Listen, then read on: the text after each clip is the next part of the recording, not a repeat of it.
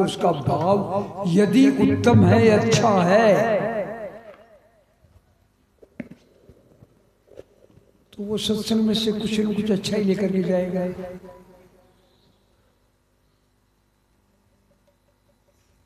और यदि भाव उसका अच्छा नहीं है,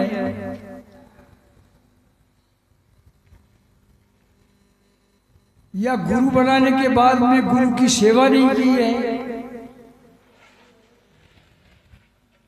या गुरु बनाने के बाद में गुरु की शरण में नहीं रहा है, या गुरु बनाने के बाद में गुरुओं के उपदेशों की पालना नहीं करता है, तो भाई बताइए फिर सत्संग में आने का उद्देश्य कैसे पूरा होगा?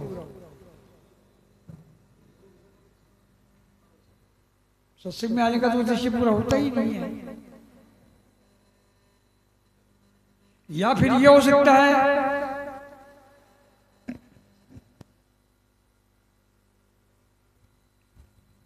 कि हमारे लोग काफी वरिष्ठ हैं सत्संग में यहां आने वाले, वो मान से, अपमान से, यश से, अपयश से, लाभ से, हानि से, मौत से, जिंदगी से सबसे ऊपर उठ गए हो, उनको परवाह ही नहीं हो। ना उनकी कोई जात हो, ना उनका कोई वर्ण है, ना उनका कोई कुल है। तो महापुरुषों की श्रेणी में आ चुके हो। सत्संग हमारा बढ़ना चाहिए ना। सत्संग में यदि संख्या घटती है तो या तो हम लोगों की कमी है, या फिर आप लोग हमारा कहना नहीं मानते हो। दो बातों में से एक बात तो है। या तो हम लोग जो कहते हैं, या हमारे महापुरुष जो कह करके गए हैं, हम उसका अनुसरण नहीं करते हैं। पढ़ना, पढ़ाना, गाना बजाना, ये सब बुरा व्यवहार है भाई। इनमें कुछ नहीं रखा है, इनमें कुछ भी नहीं रखा है। खूब पढ़ लो, खूब गा लो, खूब बजा लो, लेकिन यदि महापुरुषों ने हमें जो उपदेश किया है, भैया ने किसी ने कहा था करो नाम की चीन, गुरु से कपट ना कीजिए, करो नाम की चीन। अरे यदि आप नाम की चीन नहीं कर रहे हो तो गुरु से कपटी कर रहे हो भाई। यदि नाम की चीन नहीं कर रहे हो तो फिर गुरु से कपट कर रहे हो, क्योंकि गुरु ने तो आपको नाम इसलिए दिया है। नाम बाण जब दिया सतगुरु ने पाप के नाश करे, वो नाम दिया है ना, निज नाम दिया है ना, जो खंड पिंड ब्रह्मांड सब रच सकता है। तो फिर क्या आपके पापों का, आपके कर्मों का नाश नहीं कर सकता? वो कर सकता है।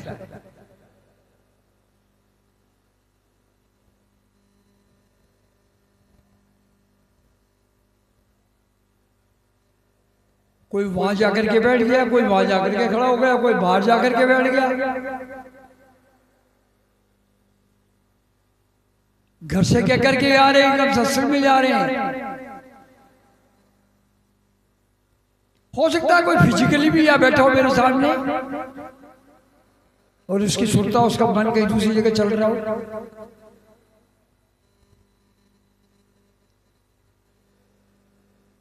हम लोग यदि अपना उद्धार चाहते हैं, पहले बात तो यह है,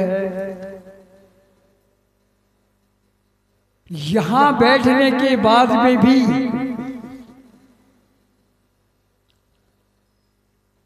या इन महापुरुषों की संगत में जाने के बाद में भी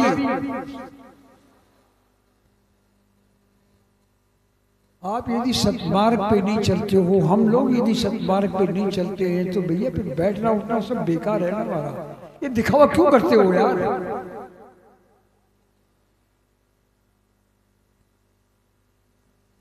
जिस उद्देश्य के लिए आप यहाँ आए हैं उस उद्देश्य की पूर्ति कीजिए। मानुष तन दुर्लभ है, सबने कहा है, सारे महापुरुषों ने कहा है। और इस मनुष्य योनि में जो कुछ आप कर सकते हो, दूसरी योनि में तो कुछ भी नहीं कर सकते आप। वह तो केवल कर्मों का भोग है।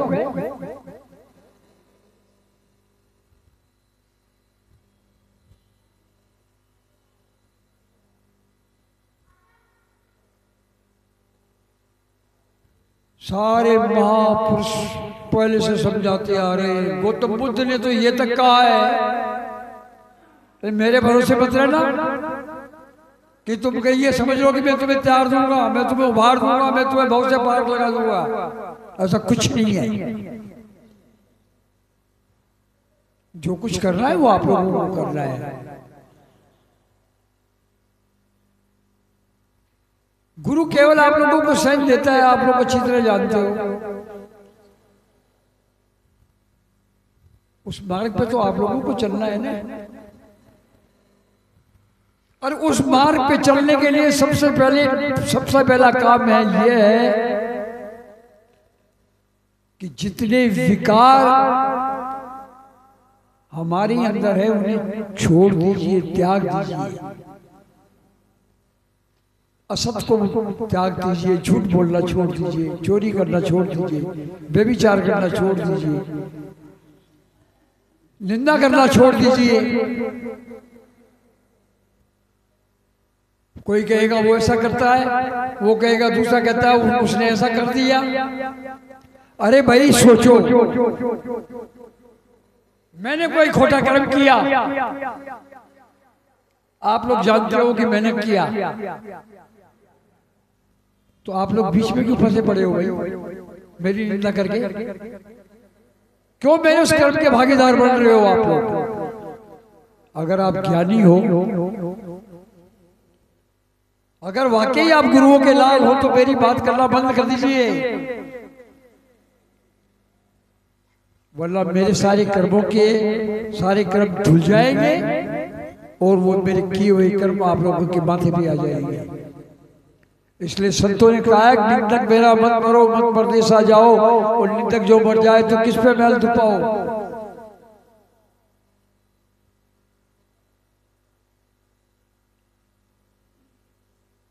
हर कर्म, कोई कर्म आपका बिना फल दिए, बिना नष्ट नहीं हो सकता, ऐसा गीता कहती है।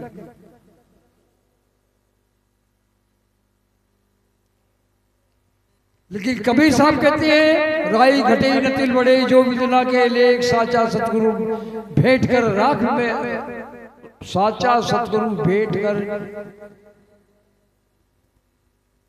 मार रेख बेमेख।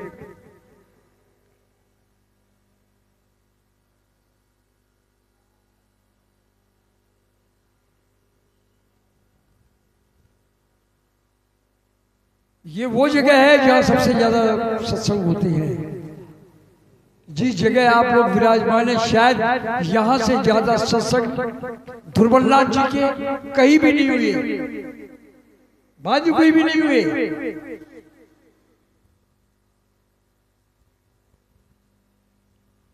बचपन से मैं बूढ़ा हो गया, देखता हुआ आ रहा हूं। आज जब मैं ये स्थिति देखता हूं कि लोग सत्संग में नहीं आते, तो मुझे भी तकलीफ होती है। कभी कभी मैं यहाँ रहता हूँ, अगर मुझे कोई भी कह देता है अच्छा भैया आ जाऊंगा, मैं तो आप बिठाओगे या बैठ जाऊंगा, आप कहोगे जब आ जाऊंगा।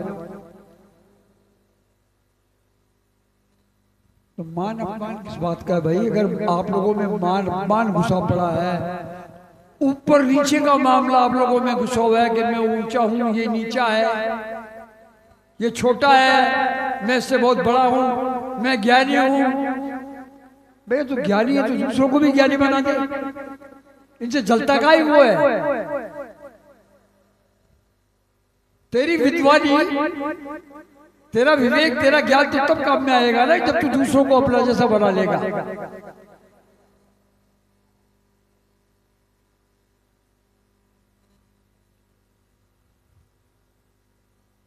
बहुत गाली है बजाली है भाई महाराज, हमारी सब गाने बजाने की कोई बस की नहीं है।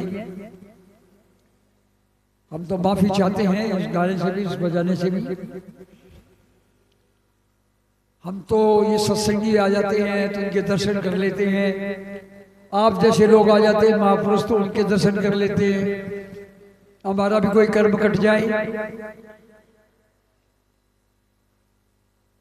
यहाँ या कोई जब सत्संग होता है, कोई आता है, कोई महापुरुष आता है, इतने लोग बैठे, किसी ने देखा है या कोई आया है? चलो बताओ मुझे।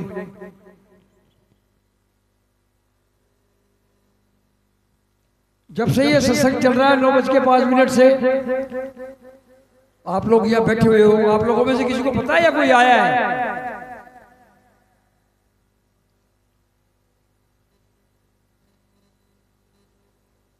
नहीं पता है ना।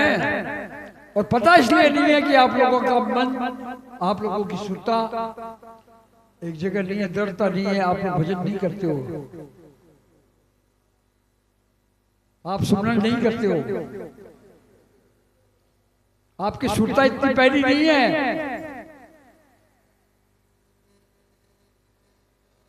इसलिए इन लोगों ने जो कहा है ना, इन लोगों ने जो कहा है ना, उस काम को करो भैया।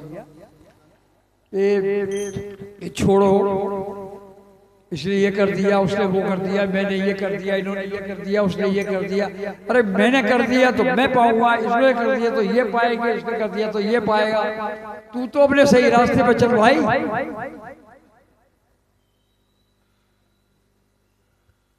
मेरे ऊपर तेरी मेरी में काय उलझा पड़ा है?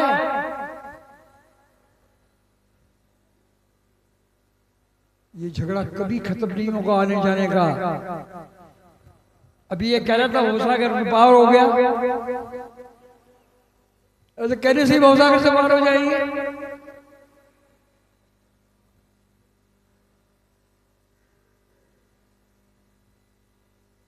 कर्म करने पड़ते हैं,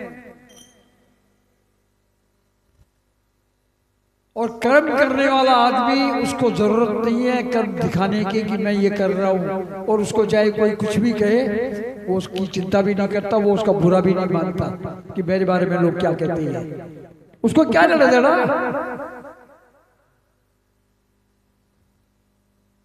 वो क्यों परेशान होगा? और अगर वो परेशान होता है कि मेरे बारे में उसने ये कह दिया, तो मैं फिर ये मान के चलता हूं कि उस आदमी को जरा भी ज्ञान नहीं है, या उसको शब्द की चोट लगी ही नहीं है।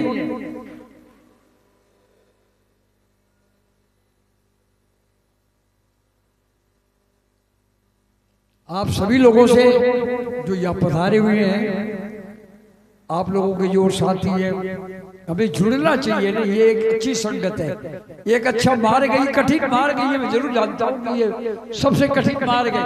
एक पॉलिटिशियन बनकर पैसा बटोरना बहुत आसान है, एक डाकू चोर बनकर पैसे वाला बनना बहुत आसान है, झूठ बोलकर धोखा देना बहुत आसान है, लेकिन सत्य के मार्ग पर चलकर के कामयाब होना बहुत कठिन काम है।